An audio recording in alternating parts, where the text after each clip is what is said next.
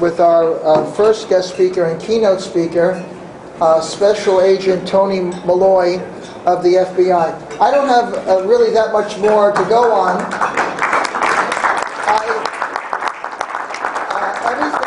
Everything, all the communication was very covert, code words and pieces of paper and I did ask him if he could give me more information about him, his background, where he went to school, and he said, Albert, if I told you all that, I have to kill you. So I just let sleeping dogs lie, and I'm just going to leave it at that. But anyway, it's my pleasure to introduce Special Agent Tony Molloy. Thank you very much. Hi, good evening. Thank you very much. So usually I don't have a problem projecting my voice, but if you can't hear, then let me know. I'm pleased to be joined here tonight by Commissioner George Longworth from the Westchester County Department of Public Safety, and Mr. Bruce Bendish, who is a candidate for the Office of District Attorney for the County of Westchester. So thank you very much, and I guess we'll field some questions afterwards. So this is a kind of a broad subject area, so I figured the best way to do this is really kind of maybe start with the FBI, who we are, what we do, and how we fit into the scheme of things as far as law enforcement and national security, and then kind of go into maybe pivot towards the topic of discussion, which is ways to minimize our exposure to terrorism and to mitigate our risk of terrorism, and then the efforts that the FBI and our partners do to minimize those risks. So FBI, the New York office, is the largest of the 56 field offices in the FBI. So we have about 3,500 employees, about 1,000 agents. It sounds big until you put us next to NYPD. Of course, they got 35,000 sworn law enforcement. So it's a strange dichotomy. By far, we're the biggest field office, but we are towered over by our local partner, which is very strange. So the FBI itself was created in 1908. So we just had our 100th anniversary a couple years ago as an investigative arm, primary investigative arm of the Department of Justice. It has evolved to its present organization, which is a national security organization that has both national security intelligence functions and law enforcement functions. The FBI New York office has main offices down at 26 Fed, but we have 5 regional offices that support that turn out of that office. They're satellite offices. We call them resident agencies. The New York office covers the 5 boroughs, Long Island, and the 5 counties to the north. We have one office here in White Plains, which I turn out of, and then there's one office over across the river in Orange County. So the FBI mission, right off the website, basically the FBI's job is to protect the American people and to enforce the laws and to protect the U.S. Constitution. The FBI falls underneath the executive branch of government. We actually fall underneath the Department of Justice. However, due to checks and balances, we have significant oversight, and our investigative actions and activities are scrutinized by the legislative branch and the judicial branch of government. So these are our 10 priorities. So essentially, the FBI focuses on those matters that transcend state laws and transcend the state's abilities to actually execute their law enforcement and security operations. Obviously, the first one is to protect the American people from the threat of terrorism. I put the fourth one up there. I made that noteworthy because public corruption at all levels. So it was always kind of funny to me that was the fourth priority of the FBI, being the FBI and the largest law enforcement agency in the federal government. However, our former director, Director Molloy, once said, if the FBI is not doing this, then who is doing this? So it's an important thing that makes a lot of sense after. And of course, number 9 supports all of our partners at the local level with information, investigative assistance, and technical assistance as well. The FBI has 5 major investigative programs. Criminal program, which is essentially white-collar, violent crime, public corruption, organized crime, transnational crime, counterterrorism, domestic counterterrorism, or domestic terrorism and international terrorism, which I'll talk about in a minute. Counterintelligence, which is really essentially our counter-espionage efforts, economic and state-sponsored. Cyber, which includes criminal intrusions, national security intrusions, theft, denial of services, and weapons of mass destruction. The FBI is the lead agency for investigating threats of the use of weapons of mass destruction and the actual employment of those. As far as our services that we provide to the law enforcement and intelligence community, we have a significant overseas presence where we operate out of U.S. embassies as legal attachés. We don't have any jurisdiction in those countries other than to support our efforts in investigating transnational crimes, including attacks on U.S. citizens abroad, and then also providing our services and assistance through mutual legal assistance treaties with the host countries. We have a critical incident response group, which is basically our crisis management at a national level, has the hostage rescue team, which is a tier 1 operator tactical team, and then has a lot of other critical national assets, render safe for weapons of mass destruction threats. It has crisis negotiators, etc. The CJIS, which is our Criminal Justice Information System, houses the National Criminal Information Center, NCIC, which is basically a clearinghouse for all of, it's a big database full of a bunch of criminal histories, interstate sharing. It also houses the Uniform Crime Report and Fingerprint Index, and all the background checks for, if you want to purchase a gun, all the background checks will go through CJIS. And their lab division, probably the largest law enforcement laboratory in the world, crime lab in the world. And then our Strategic Information Operations Center, which really is a clearinghouse for providing and analyzing information that comes in on threats that impact federal law or threats to national security. This slide's just quickly, it's a busy slide, but really this kind of shows our investigative authorities and where they derive from. They derive from the Constitution, and they go all the way down. So we fall underneath the Department of Justice, so we get our authorities to investigate crimes against against federal law and threats to national security from the Constitution and from federal statutes. And then Attorney General will actually give us some further detailed instructions on what we can do, and then it kind of goes down from there. The FBI gets a little bit more structured as far as and specific on what our investigative activities are authorized, and then even inside the FBI we'll have like different programs, criminal program, counterterrorism program will have different ways and different authorities for us to act. Terrorism, as I mentioned, this is the #1 priority for the FBI right now. The FBI, Department of Justice, we consider terrorism, we look at terrorism in two manners, international terrorism and domestic terrorism. International terrorism essentially is if there's an element of foreignness, regardless of where the attack happens or the threat is derived from, if there's a foreign nexus, a foreign influence, a foreign director, etc., then that will be considered an international terrorism event or investigation. Domestic terrorism, essentially those are, traditionally they've been some of our supremacist organizations, anti-abortion, those kind of things that are really actors and aggressors that organize against national policies. So the U.S. government as a whole has a lot of tools to target and combat terrorism.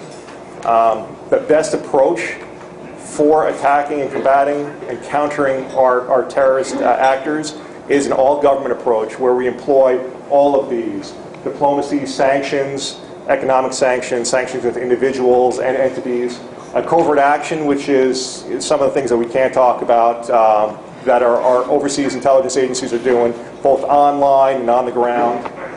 Military action, obvious, and then law enforcement. And law enforcement, I would include all the partnerships that the FBI has with the full law enforcement community within the United States. And in regards to that, the Joint Terrorism Task Force, the FBI is the host for the JTTF. It's the host entity. It's a nationwide initiative that happens at a local level where the FBI hosts local agencies to provide investigators to act as to become deputized and act as investigators on matters of national security and of mutual interest to local, state, and the federal government.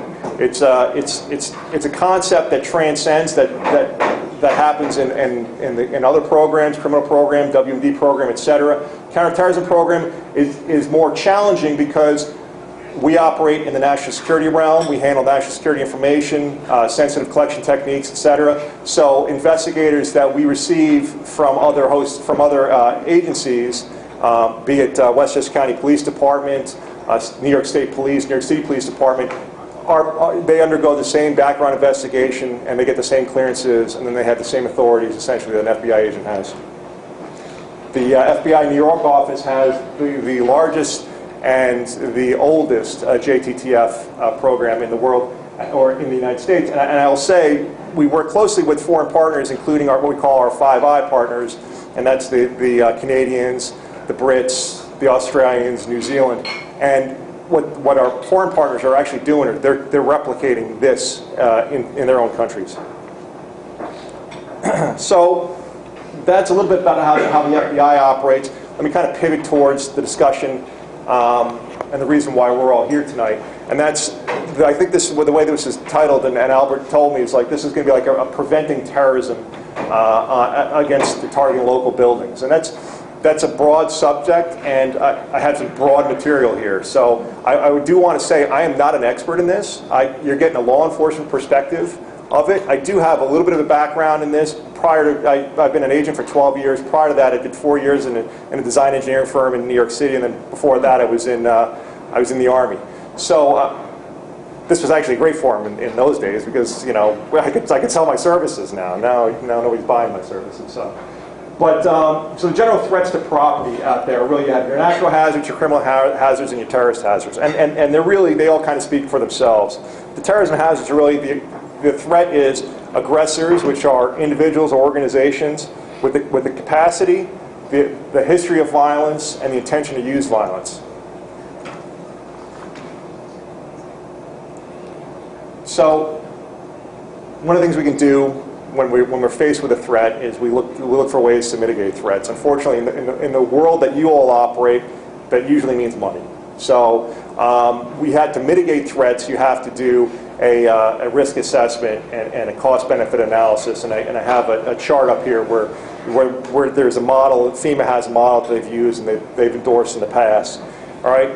But essentially, what you want to do is you want to identify your risks, assess your assets, determine the probability, the likelihood that an attack will occur or that you will be a target of an attack, and then the vulnerability and the exposure that you have to such an attack, and then obviously the consequences of such an attack. Once you go through a process, a risk assessment process, it can be formal. It can be very formal, which is expensive, or it can be informal, which is at least something. Will help you identify where you need to prioritize, your limited resources and what you need to do to make sure at least your highest risks are being mitigated. The strategies that you employ, you should look at it from like a perspective of the 4 Ds that I have there: deter, detect, deny, and devalue. So you want to employ strategies that deter an aggressor, make your site, your property inaccessible to an aggressor. You want to be able to use passive and active measures to detect any threats that are growing. You want to be able to deny an aggressor the ability to launch an effective attack through active and passive countermeasures. And then you want to devalue. So you want to make it so hard and so expensive for an aggressor or a bad actor, that it takes all the wind out of their sails, and that goes right back to the deterrence play. All right. So once you've done all that, you've managed your risk, you've mitigated your risk. You also do have to plan, since you can never, even the federal government, we can never say a terrorist attack's not going to happen.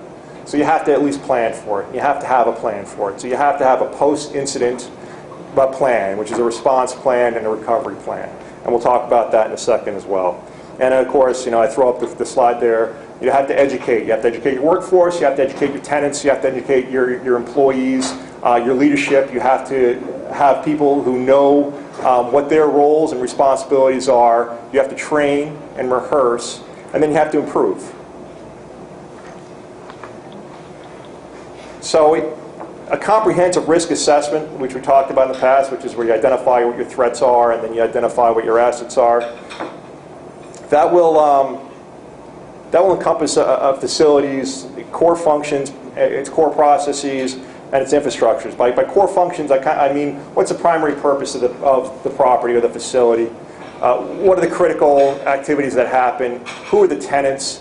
And who is reliant on the operations or the output from that facility? So those are the core functions and processes. And then the core infrastructure, which I have thrown up here, it's the site, the architecture, structural systems, all the building systems that really make the infrastructure and make your operation successful. Security master plan, you should have, regardless of what your facility is, you should have some kind of security plan. And which involves access control for pedestrians, for vehicles, surveillance. It should have an incident response plan. It should have local contacts, and then the mitigation efforts that you've done as far as you're hardening your building and your structure and your site. And then protection against unconventional attacks, CBR, which is chemical, biological, radiological, and cyber. Now, people hear CBR and they're like, oh, that's never going to happen to me. But, a white powder in an envelope that shows up in your mailroom is a CBR attack. All right, even if it's not anthrax, it's still a CBR attack.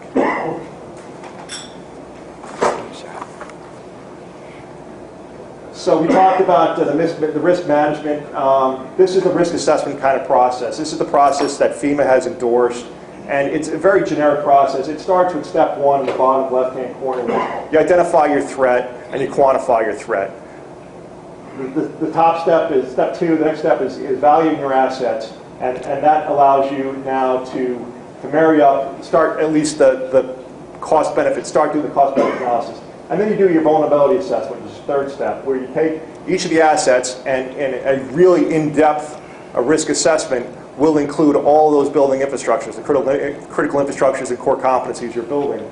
And you start to assess the vulnerability of each of those critical infrastructures to whatever the threat is. If it's a terrorist attack, it could be, is it an armed person? Is it a truck bomb? Is it somebody carrying the bomb? So once you've done your vulnerability assessment, really you move into the risk assessment phase, and that's the hard work. That's where you kind of analyze, and that's where you do your horse swapping there. You start figuring out what your priorities are, what the cost of some of the mitigation options are, and then determining where your priorities lie. And then once you come up with your mitigation options, which is your fifth step, that allows you to start putting them in place, and which leads to the decision. And once you've hit that decision, you've essentially conducted risk management.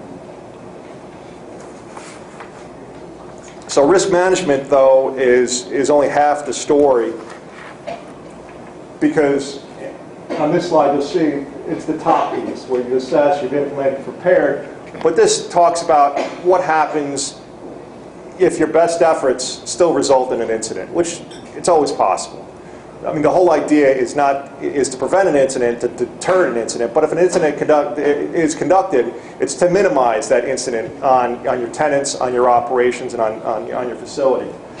So the bottom part of this slide is the crisis management. You move from your preparedness into your response. And on the bottom, you see the continuity of operations. The continuity of operations speaks to, the federal government has a program now, we call it COOP. And it's how quickly we can get back to what we're supposed to be doing after an incident.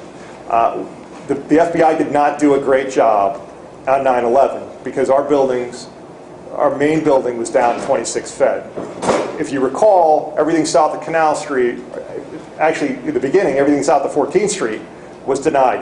We couldn't operate out of there. So we relocated to a garage at 26th Street, a garage, and into the Intrepid.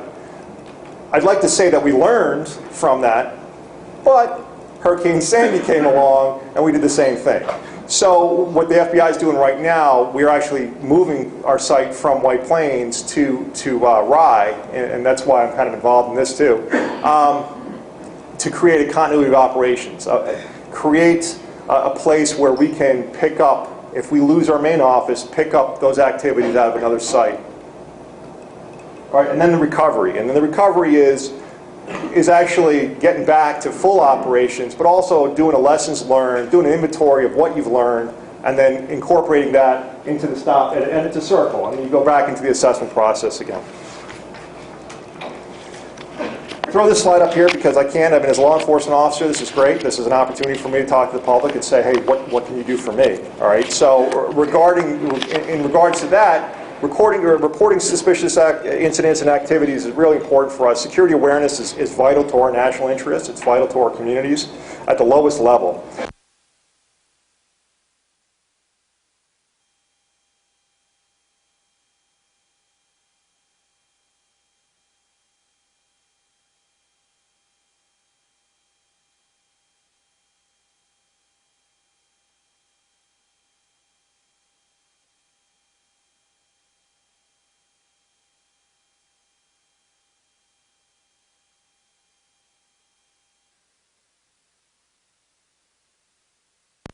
The things that we've learned in the past, we've seen on past terrorist attacks, in particular San Bernardino comes to mind. People are concerned about the civil rights implications of reporting suspicious activities. They don't want to be labeled a bigot. If you see something that is concerning to you, you should report it to law enforcement. Let law enforcement deal with the civil rights aspects. Let law enforcement, let a trained law enforcement officer deal with civil rights and navigating the constitutionally protected rights. It's great that you think that way, and it's important that you do, but at the end of the day, that information, if you are reporting something that's constitutionally protected, we'll be careful about how we pursue that, all right? And then be a good witness. And I throw that acronym up there, salute. I learned that when I was in the Army, all right? When I say be a good witness, if you're going to provide a report, provide a detailed report. It's something that I can work with, all right? Tell me what's going on, situation, BA, actions, location, uniform, what does the guy look like, what's he wearing, the time of the incident, and equipment. Is he armed? Is he driving a car? Does he have a backpack? If you can provide that kind of information as a tip or to a law enforcement officer, we can do a lot with that. And then provide contact information so we can get back in touch with you.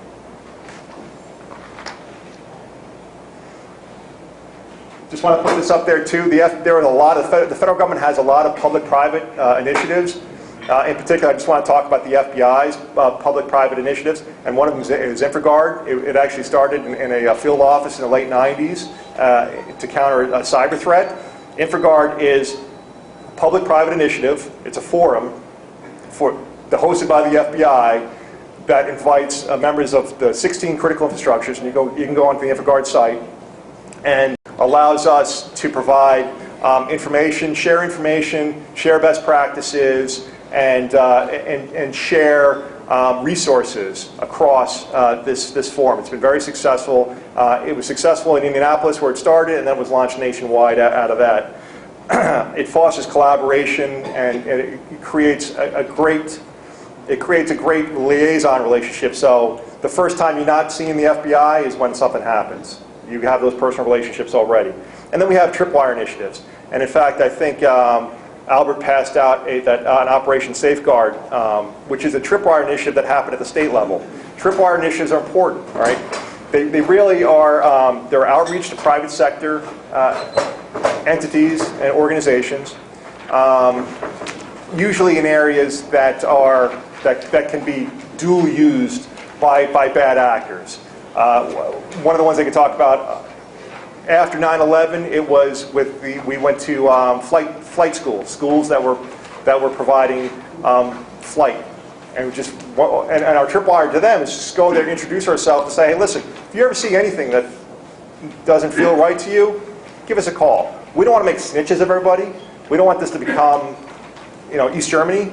But it's important that a lot of times what we've heard from people, like in the farming industry, when someone picks up a whole bunch of nitrate, the first time we're hearing about that after is like, I didn't know who to call. So that's why these initiatives were started. All right. Again, the last thing, we're careful and we're sensitive to the civil rights and to the constitutionally protected activities. All right. I'm not going into mosques, synagogues, and churches and saying, hey, let me know if something's going on. All right. We do have outreach, appropriate outreach to those to religious, to academia, but not in a way where it feels like we are kind of dampening civil rights, and that's an important factor. Duty to warn. I want to throw this up there because it's a recent phenomenon that we've had specifically here in Westchester and recently involving the real estate community. All right. So the FBI has an obligation in our policies to warn citizens if they are ever named in a threat, regardless of the credibility of the threat. So about a year and a half ago, a group that calls itself the United Cyber Caliphate, who has an online presence and they operate overseas, they align themselves, they claimed allegiance to the Islamic State of Iraq and the Levant, ISIL or ISIS. And then they started publishing information on U.S. individuals on social media sites. The first one happened, again, about a year and a half ago, maybe almost 2 years ago now, and it was 100 members of the military. And it was essentially, they have these guys that are sitting on social media, going through most social media, finding information on individuals on Facebook, aggregating that information, putting that into a Excel spreadsheet, and saying, hey, these guys are enemies of Islam, and strike them wherever you see them. So with that, we had an obligation to notify those 100. Since then, it's aggravated. The last time we had one was in May. It was information that was ripped off. It was taken from a publicly available site, from the NewYorkCity.gov. It was information on tenant or landlords, property owners, and it was basically they just took the present. It was a Excel spreadsheet of property owners, their addresses, and their contact information. All they did was put it online and say, hey, these are all the people. We just got another one recently, which I haven't seen yet, but we got notified. 20,000 names on this one. All right? So the FBI has a policy that we have to go out, we have to alert these people that they've been named in a threat. All right? So what's important for us on that is when we get those actions, we make reasonable efforts to personally notify each person. And when I say personally, we try to show up on your door and let you know that you've been named in a threat. We don't have a lot of information to give you other than you've been named in a threat. Social media's been good about pulling the information down. If it comes out on Twitter, Twitter sees it and pulls it down right away. Provide us the information, or if we haven't seen it already. And then we work with them to kind of make sure that that information doesn't go back up there again. So people that are named in a threat, chances are you can't find that again, but the information was out there in the public domain for a little bit of time. All right? Of the 5 or 6 times that it's happened in the last 2 years, which is now almost 30,000 people have been named, we haven't had any indication that anybody's ever been targeted, harassed, or attacked by virtue of being on this. But it's important for you to know that if we show up on your doorstep and we talk about this, it's something that's happening nationwide. All right, we alert the local police department, let them know, and then we'll go and make reasonable efforts to actually do a personal stop by your house. All right. So recommendations, we can't make any real recommendations other than look at, sanitize your online presence. If you have Facebook, your family has Facebook, look at what pictures are on there, what personal information's on there. Be alert to your surroundings. That's what we tell people after the fact. It's like, if you see something on your street, say something, and 911 in that town goes crazy for a while. And then notify law enforcement of suspicious activities. General references I've thrown up there to make these available, obviously. No, not rocket science. These are government. Plus, there's a very lucrative industry out there that provides services on risk management and crisis management. So there's a lot of private information and private industries out there. And I'd say questions now, but I think maybe what I'll do is I'll retreat to my my little cubby hole here, and we'll do questions maybe afterwards, Al.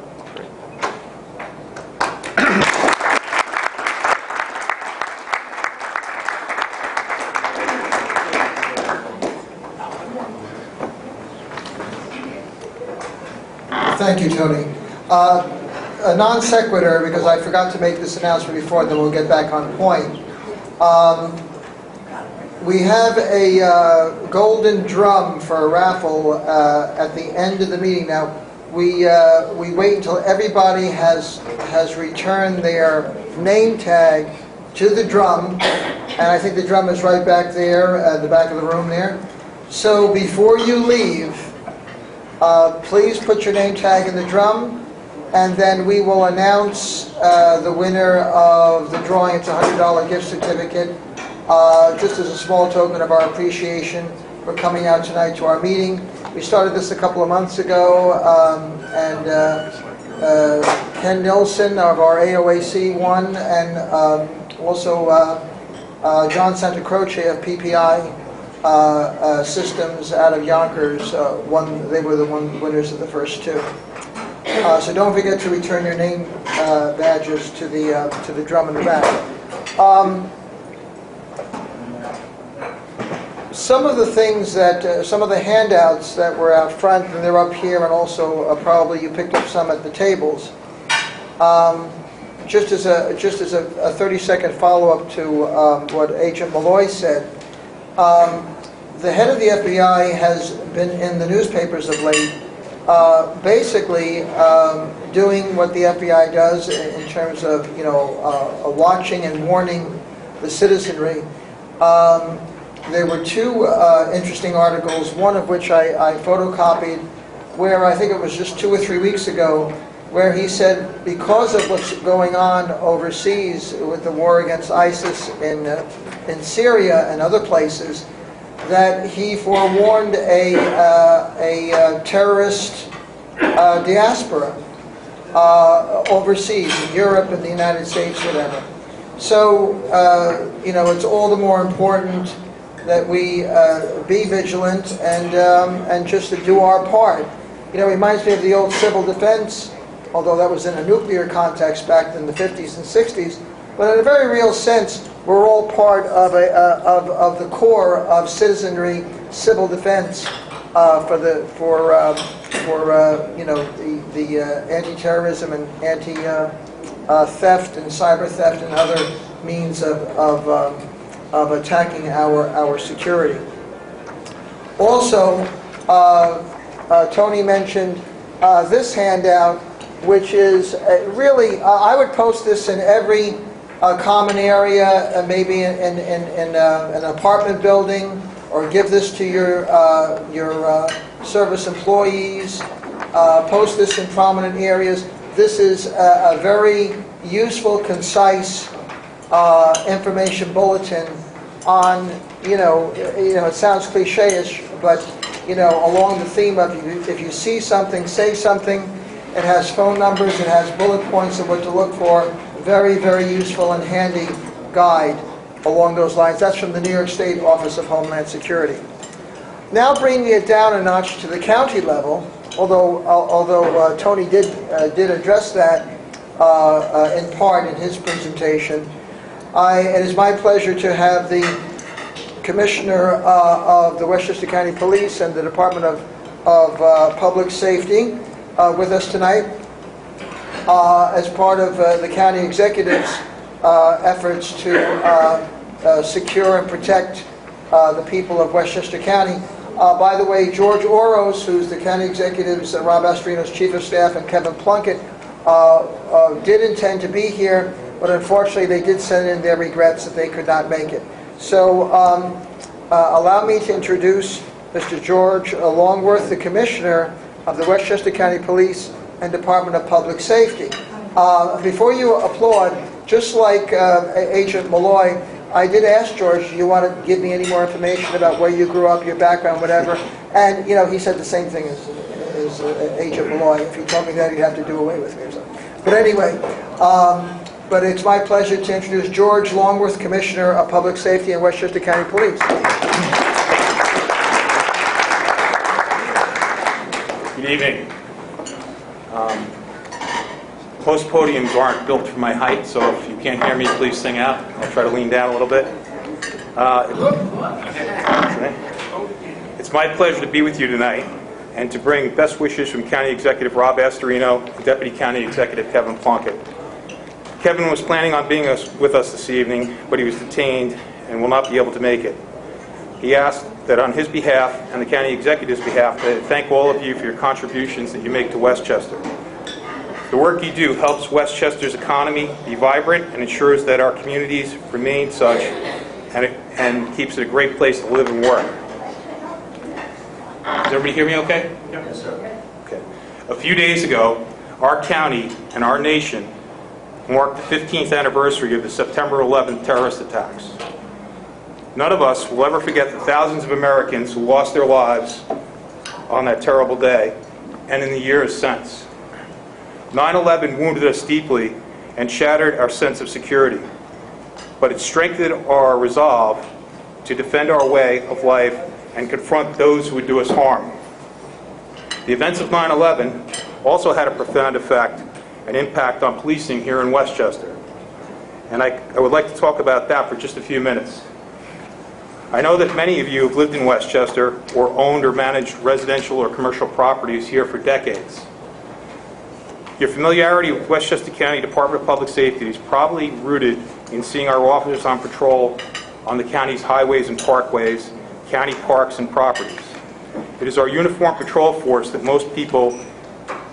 is visible to most people and the general public. What is less visible are the many other ways in a post-9/11 world that our officers are working to keep our county safe. We are fiercely determined to keep up with the ever-evolving range of threats that society faces. One critical way we have done that is to partner with federal, state, and local law enforcement agencies to share resources, information, and expertise. At County Executive Astorino's direction, the Westchester County Police have assigned a detective full-time to the FBI Joint Terrorist Task Force. As a matter of fact, he serves right alongside Agent Molloy. This ensures that we always have access to real-time information about any credible threat to our county or to this region. We also have a detective assigned to from our bomb squad that is assigned to the Federal Weapons of Mass Destruction Task Force. He works out of Lower Manhattan. In fact, our bomb squad is formally known as the Hazardous Device Unit. That's because it has been trained to deal with chemical, biological, radiological, and nuclear materials and devices, not just explosives. That's the world we live in today. We have to be ready for anything. We are also assigning a detective to the Federal Cyber Crimes Task Force. Computer crimes from fraud and identity theft to attempts to hack critical infrastructure pose another area of danger to our citizens and business community, and the county police are adapting yet again to that. We have also deployed technologies to fight criminal enterprises such as drug traffickers and thwart terrorist events. From license plate readers to enhanced security cameras to sophisticated analysis of real-time crime information at the Westchester County Intelligence Center, we are working to protect the people you are responsible for in your properties, your commercial and residential properties. When I was a young cop, counterterrorism was not even in the vocabulary at the police academy. Never mind the curriculum. That is something else that has changed. Today, detailed counterterrorism curriculum is provided to every officer in the academy, from the rookie in the basic recruit school to veteran officers going for annual in-service training. Patrol cops carry radiation detection pagers, which can detect a dirty bomb or radiological material being transported through the county. Every cop, regardless of their assignment, and regardless of whether they work in one of Westchester's quietest towns and smallest villages, is trained to be a preventer of terrorism. And that leads me to you. Because you and the people who work for you can be the first preventers of crime, and yes, even terrorism. The reality about security is that it's a selfish business. What you want is a criminal or a terrorist to size up your property and decide to move on to another location. Here's how you achieve that. Invest in technologies and it pays a safety dividend. For example, an electric card key system that allows access in and out of any building makes a record of who's coming, when, where, and what time. Also, a quality system of security cameras is a proven deterrent to many criminals and provides critical evidence to help solve crimes when they occur. Lastly, a thief with a computer and a mouse can often steal more than the guy who has a gun and a ski mask. Do what you can to ensure that your computer network is secure and that your personal information you keep on your employees and your tenants is protected. And limit access to that information to those who really need it. Many identity theft cases occur right in the workplace when an employee steals personal information of coworkers, clients, or customers. Create a culture among your employees where the tenants that employees and tenants where everybody's security is everybody's responsibility. Let them know that you can't turn a blind eye to something or someone who doesn't look right. Reinforce the message. If you see something, say something. There are some practical examples around the county. A realtor rented a home to a man who supposedly had a wife and family. In the realtor's travels through the neighborhood, the agent subsequently noticed that he never saw a woman or children on the property. There were no bikes in the driveway and no signs of children at play. The school bus never stopped at the property. He saw something and he said something, and the occupants of the home were using the house as a stash house for drugs. They were arrested following the investigation. In a similar case, which is not too far from here either, a few people of college age rented an apartment near a local college. They actually worked for a drug ring and wanted to use the apartment to package heroin for sale on the streets. The drug ring even went as far as to purchase T-shirts and sweatshirts from the college bookstore so that the crew would look like they fit in the neighborhood as they came and went. But the super noticed that too many people were coming and going from the apartment, and none of them were carrying books or computers. Kind of interesting, right? So he saw something and he said something, and sure enough, everyone was arrested who was involved. The lesson is this: no one knows your properties like you and your employees. You are the first line of defense, and when you tell us something doesn't seem right, we'll be on it. I told you earlier about the relationship between the county police and other agencies, especially the FBI. It is a force multiplier. In the same way, a relationship you can establish with your municipal police department or with the county police is a force multiplier and will serve you well to fight crime and/or terrorism. We will keep you safe and your residents and commercial tenants safe by working together. Thank you for having me.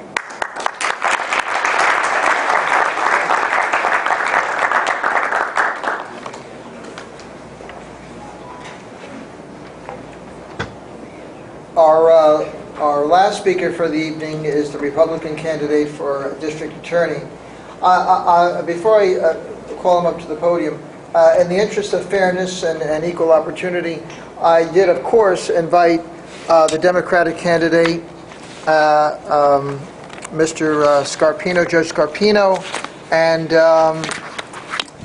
he did send us a very nice letter of regrets that he could not make it because of a prior commitment, which he could not break, but thanked the BRI for the invitation. It was a very eloquent sentiment, and commended this association for having the speakers and having the topic that is so important to not only all Westchester County citizens, but for the entire country. So I just wanted to say that on behalf of Anthony Scarpino. Our final speaker is the Republican candidate for DA, Bruce Bendish. I got a little flack from someone from the legal community saying, well, why didn't you invite the current DA? And my response was quite simple. I said, well, I'm interested in people who are going to assume the mantle of responsibility going forward. The current DA is I think, out at the end of the year, if I'm not mistaken. So with all due respects, I'm interested in those who want to step up to the plate and serve in that capacity, which is the chief law enforcement position in the county. So with that, please welcome Bruce Bendish, the Republican candidate.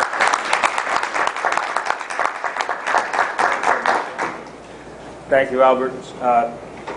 I have a little grin on my face when the first two people got up, Agent Molloy and Commissioner Longworth. He made a point of saying, you know, they can't give anything about the background on the penalty of death. Well, as a candidate, that's exactly the opposite.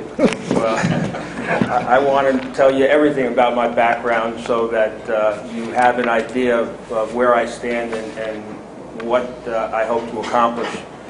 As Albert said, I'm running for district attorney here in Westchester County, and it's a little difficult since I am not the district attorney to tell you what I think should be done and how to coordinate with both the FBI and the county police. But I do have 14 years in the Westchester County District Attorney's Office. I was the head of special investigations for a number of years, and for the last 5 years I was the head of the Homicide Bureau.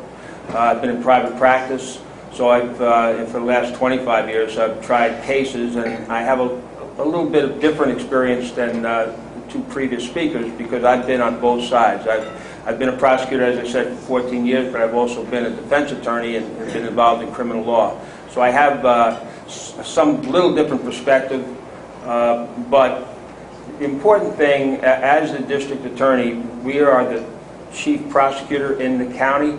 We are the coordinating agency, so we have to prosecute cases both from the county police, the state police, and 41 local police departments. So we are kind of we do have the ability to gain information from throughout the county, and that information is important because, you know, I like to say that communication and cooperation is the key to successful law enforcement. Whether it's solving a bank robbery or involving the terrorist activity, communication and cooperation is important. We get information from a local department. We communicate with whatever agency is important. If it's a state problem, we can deal with the state police. If it's a county problem, obviously we can deal with the county police, and certainly on a terrorist level or a crime that extends beyond. Like to be easy.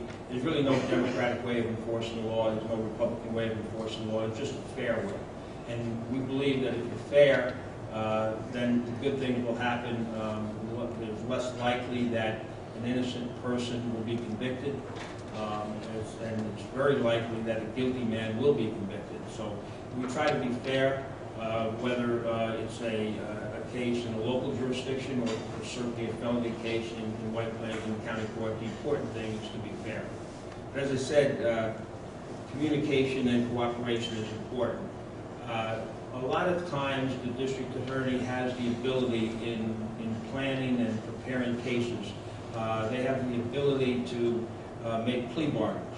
We are the sole determinative of a plea bargain, and a lot of times we get a response from a defendant says that he has some information that would be beneficial to law enforcement.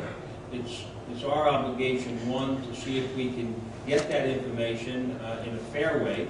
We're not going to give away a case just because we want some information, but we have to evaluate that, and that's why experience is important. That we have to know the seriousness of the crime. We have to know what type of potential information is available. So when we get that information, it's our obligation to determine who could best use that, whether it's a case that should go to the FBI, we bring this information to them. If it's information that should go to the county police, we certainly have an obligation to bring it to them. So we do, while we're not out investigating ourselves, we do have the ability to get information that is sometimes very critical to either ongoing investigations or information that maybe will start an investigation because it's something new that is unknown to our law enforcement partners. Again, being the fact that I'm a candidate, it's easy for me to say things and say, this is what I'm going to do, this is what I plan on doing. Obviously, step one is I have to get elected, so I'm kind of assuming things. I hope I'm right, but we'll see what happens. In any event, some of the things that I think have to be improved in the district attorney's office, we have a good core group of prosecutors. They're veteran prosecutors. They've done an excellent job.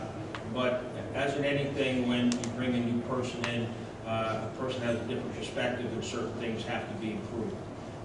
One of the things that the local police departments have urged when I've spoken to them is that there has to be better communication between the prosecutors and the local police department. We have to work more as a team as opposed to two individual organizations. It's a team effort. The district attorney doesn't get a conviction on a serious case. It's the investigating officers, the local departments, and the district attorney working as a team to get to the proper result. So that has to be improved. Other things that kind of match what we've already heard is deals mainly with elder abuse, because it seems identity theft, the people who are committing identity theft are targeting our elder people. People are living a little bit longer now. They become more vulnerable. And we've all heard of the scam, the IRS scam, where people are being called and being threatened and being coerced into giving money. We have, I think, up north there is a scam where people get hired to do your driveway, and all it is black paint. All those things are important on a local level, but obviously identity theft can go beyond that, and identity theft can be used to gain arms and to pass money on. That is more of an FBI issue, and certainly the district attorney's office is obligated to cooperate with the FBI to give that information. Things that we briefly, Commissioner Longworth talked about is one of the things that Westchester County, and I'm a little bit off topic here, but Westchester County has a heroin problem, a big drug problem. And things that we can find out, hopefully, through informants, through information gained through people that are dealing. That information is important. So basically what I'd like to leave you with is that the District Attorney's Office in Westchester, the 120 assistants that have been working tirelessly, are here to help both the federal and the state agencies. We're here to cooperate. We're here to do what has to be done to make Westchester safe and hopefully secure for certainly our lifetime, if not more. So thank you very much.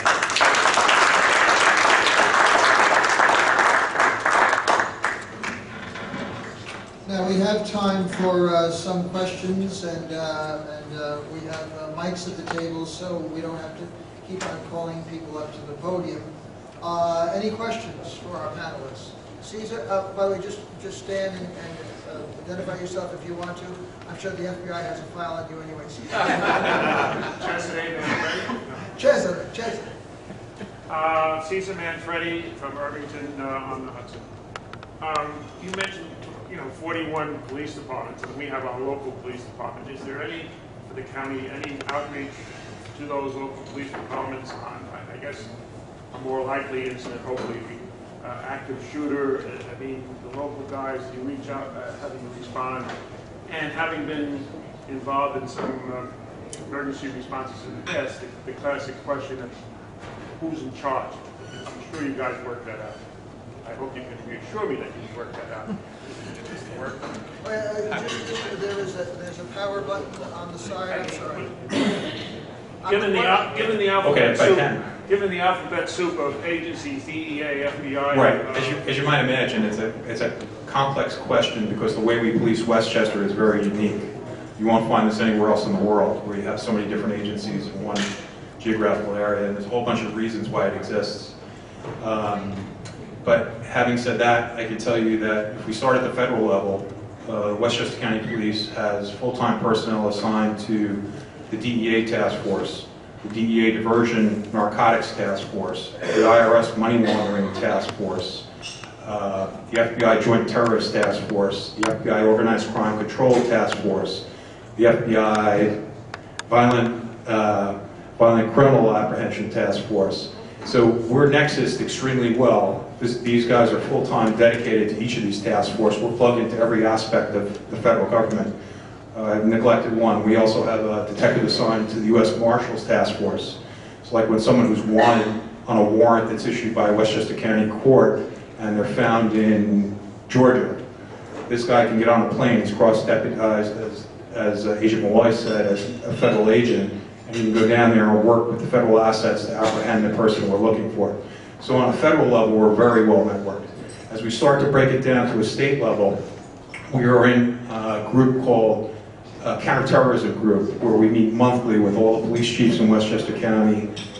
There's first an executive meeting, and then there's a field operative meeting after that, where information is shared. In addition to that, there's a mutual aid and rapid response plan. If something happens, we can put 200 police officers in any one block in Westchester within 20 minutes, with all the agencies coordinating together. So there's a tremendous amount of planning that goes into it. We also created recently a multi-agency coordination system that goes up on most religious holidays, significant dates, 9/11, 4th of July, anything where we're at a heightened level of alert, where there's representation from most of the agencies present. I hope that answers your question. Yes. Reassuring. Any other questions? Yes. Yes, Gene.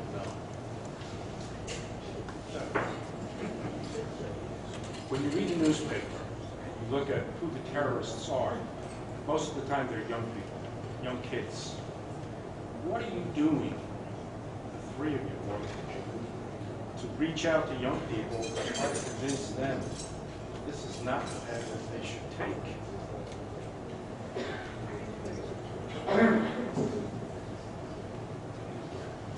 So obviously that's one of our big concerns, and there's an initiative right now.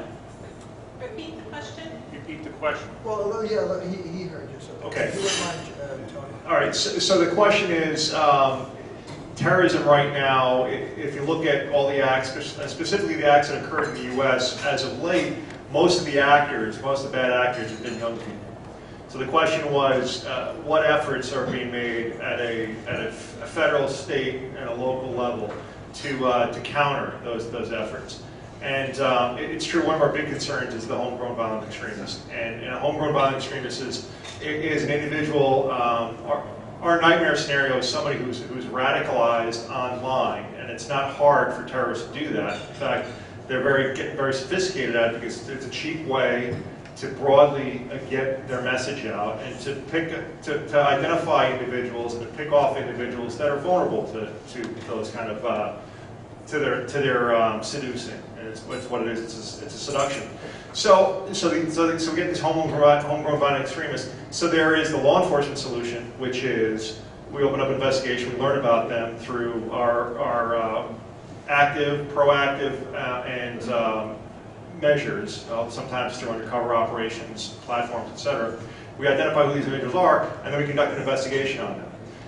And then we wait for an overt act or identify crimes that occur at the federal level, or if they don't occur at the federal level, then we look to coordinate activities at the state and local level to see if there are crimes that are being there, if there's a way to disrupt that activity and to apprehend that person.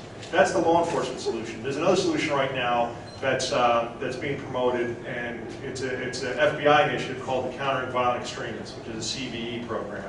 And the CVE is actually, it targets specifically who you mentioned. young people who are being seduced online, and they're being pulled down that path of radicalization. And we're looking at ways where we can divert them along the way, where it's not a law enforcement solution, where they're not getting arrested, they're not going to get prosecuted. There's a way we look to rehabilitate them. I can't speak at depth about it. I can tell you that the CBE program is an active program right now. There was just a fairly large-sized presentation that they did over in Orange County, or correction, in Rockland County, where we had our team from headquarters come up, from FBI headquarters come up and talk to the Rockland County sheriffs and some of the agencies over there. And that there is a roadshow for that. So really, when we look at it from a federal level, we look for the law enforcement solution, specifically if that person is in danger of himself or others, or we look to see if they're a candidate for rehabilitation through the CBE program. Any other questions? Yes. Almost along those lines, Jerry Houlihan, almost along those lines, like you would have a sex offender list. Is there some sort of accessible website where there's terrorist groups that are accessed to the public? Or, and I don't know how to word that, but kind of like if it's a group, an individual, that sort of thing. So at the federal level, we do have our wanted terrorist list, obviously. Individuals that if you're wanted, if you make an FBI wanted poster, it's very likely there is a criminal indictment. You're subject to prosecution already. You're just essentially a fugitive. You're outside the arm of the U.S. government. So there is not, I hate to put it to you, there's not a central website to go to identify who these, potential or alleged terrorists are, because essentially, until they're convicted, they're still alleged. Other questions? Any other questions? I'm sorry. I was also going to say, I think just in fairness, if anyone is known to be involved in terrorist activity or has potential to commit such an act, they're under an active investigation. It's not something that's going to be published anywhere. So, it goes back to the fundamental concept of if you see something, say something, get the information to the appropriate authorities to initiate an investigation. Any other questions? Yes. Just a comment to summarize what Joe... Well, actually, questions too, because we have to really keep it not to editorial comments. Any other questions? I'd like to add a few points, which is the prerogative of the executive director, is that, growing up in Mount Vernon, to kind of make this kind of personal,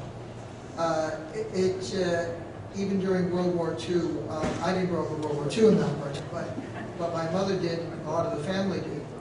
And at the height of World War II, even Italian immigrants, my maternal grandfather was a barber in Mount Vernon, and once a month, like clockwork, he received regular visits by 2 FBI men who came for a haircut, and they would, talk to him, and my grandfather, who was in this country since maybe 1900, or already 40 some odd years,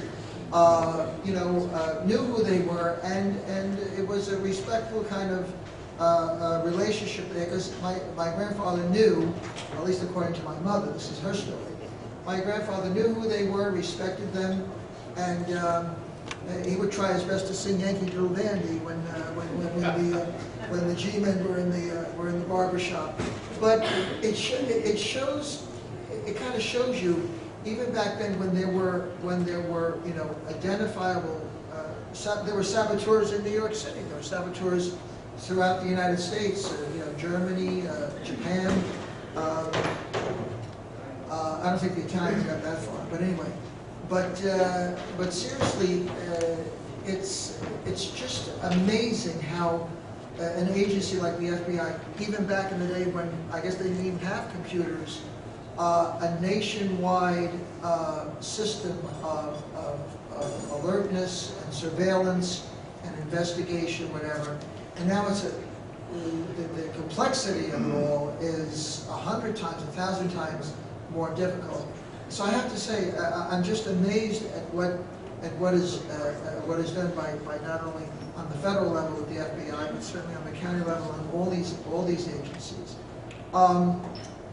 just to kind of end on a somewhat lighter note, but still pertinent to the topic. All of you know with me, it's always a movie. There's always a connection to a movie. And I kind of ran this movie by Agent Molloy early on, and I thought for sure he was too young to remember this, but he remembered the movie.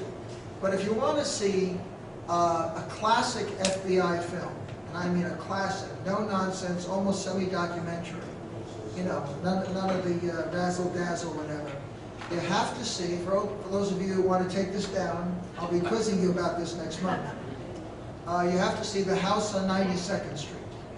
Classic film about real-life Nazis in New York City, brutal, terrorizing, lethal, and how the FBI, handled those saboteurs and those spies in New York City.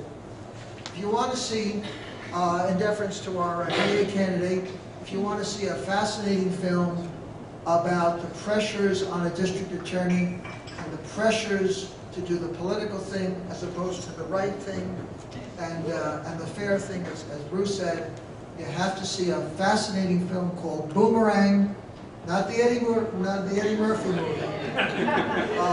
Boomerang, 1947. Another 20th Century Fox film. House on 92nd Street is 20th Century Fox, and Boomerang, 20th Century Fox, 1947. Excellent film. Ed Begley, Jane Wyatt, one of my favorites, Sam Levine, and a fascinating film about a real-life story in Connecticut about a district attorney who ultimately did the right thing. Fascinating film. Finally, if you want to see a film that you'll sweat off 10 pounds off your carcass watching in terms of the sheer terror of the film, in this case it's domestic terrorism, you have to see a film by the late John Frankenheimer called Dead Bang. It's very simple to remember. Dead Bang, 1989, I think. And it is a frightening film about the alliance of local and FBI law enforcement. Some of you might know the film. And how they work together to deal with a very frightening, sinister white supremacist group out west. And you know, Oklahoma City is not too far from my mind in terms of the domestic terrorism that we've had to face in this country. So I've given you your cinematic marching orders. Films always taught me a lot. They taught me a lot of respect for the FBI and DAs and law enforcement. And it wasn't colored with a lot of romance. It was colored with a certain veracity and a certain honesty to the endeavors that they've tried to depict. So with that, I will say, one, don't forget to, out of the corner of my eye, I see my colleague Jeff Haley raising his hand. Don't forget to put your ID cards in the drum. And Jeff, yes? We have a birthday in the audience, a member of our Advisory Council of Managing Agents, Dawn Lombardo. Happy birthday, Dawn.